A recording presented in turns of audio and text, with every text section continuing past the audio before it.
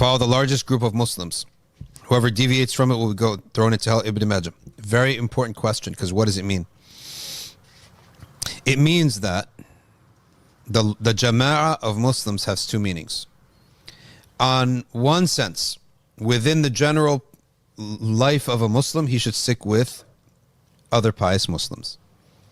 But within matters of theology and law, the jama'ah of Muslims refers to the scholars that agreed upon something, even if from the beginning of Islamic history. So what is the jama'ah that have Ahl Sunnah on a certain issue? It's not what the local Muslim community says. It's what the scholars have been saying forever, right? That's called the trodden path, the beaten path, al-muwatta. The beaten path, the trodden path. That means when I look in the 7th century, what were the scholars saying? In the 3rd Hijri century, what were they saying? In the 10th Hijri century, they're all saying the same thing. Now my whole country can go astray from that. I follow the scholars, not them. So in terms of theology and law, the jama'ah, Ahl Sunnah, are the scholars upon the beaten path, irrespective of my community. But in everyday life, right, my religious state, my spiritual state, everything will be better when I stick with the jama'ah, the local community, in what they do. Not so again, that's in what they do, that is not up for discussion. Just keeping their company, praying with them, eating with them. But if there is a matter of discussion, then the jama'ah is the beaten path, the trodden path of the scholars for centuries. Okay, so that's the answer to you 007's question.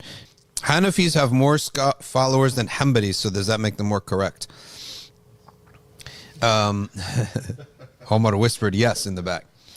The answer to that is that there's 5 levels of every interpretation. And provided an interpretation is valid, okay, then we simply say it's valid. It's not for us to say it's correct. What's more correct? It's for us, what's most correct is for us to say what is valid. So every interpretation, remember, the text of the Quran and Hadith has qat'i text, no interpretation needed. All right? Allah is one. There's no discussion needed there. Right? Okay, just like the sun rises from the east, there's no discussion needed here. But how far is the sun? Yeah, that's going to take discussion, right? So there is qat'i text, no discussion needed. Then there's interpretive text. Every interpretation, we divide it to number 1, the most valid interpretation. And that's if the Sahaba spoke about it. And there's an ijma' with the Sahaba.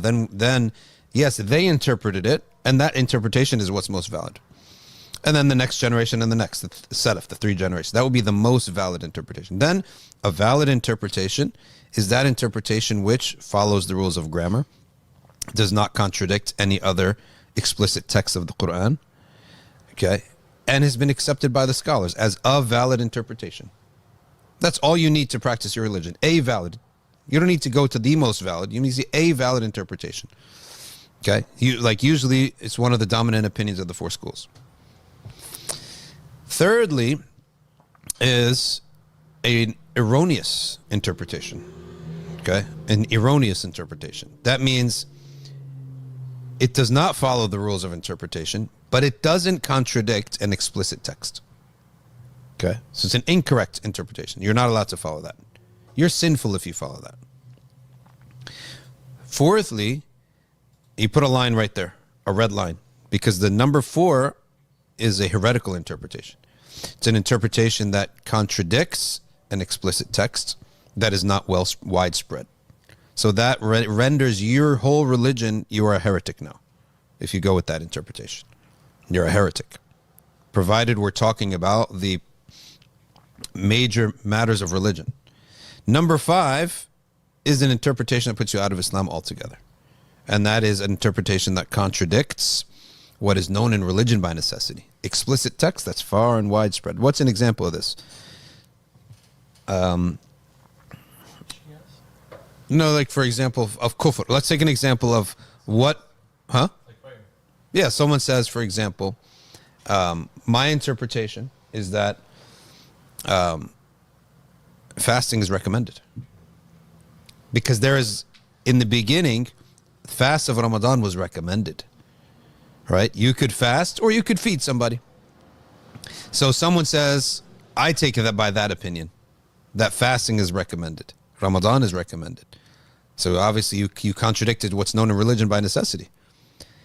All right? Even if you pray 5 times a day and you fast 30 days, believing it to be a recommendation, you're outside of Islam. Because you're contradicting what is known in religion by necessity. Even any Tom, Dick, and Harry out here knows that Muslims fast the month of Ramadan as an obligation, not because they feel like it.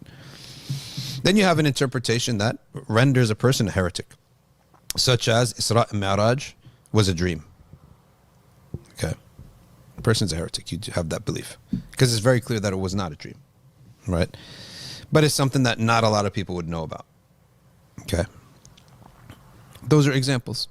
What would be an erroneous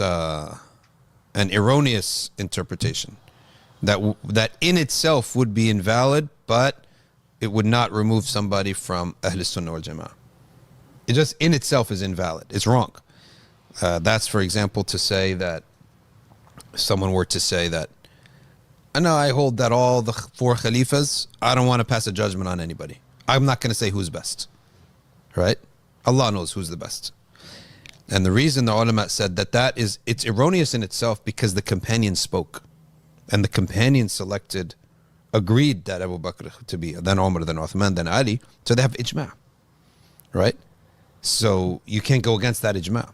But he wouldn't be considered saying anything heretical, and it's wrong, but not heretical because he's not insulting anyone. He's actually just doesn't want to insult anybody. So that's an example of that.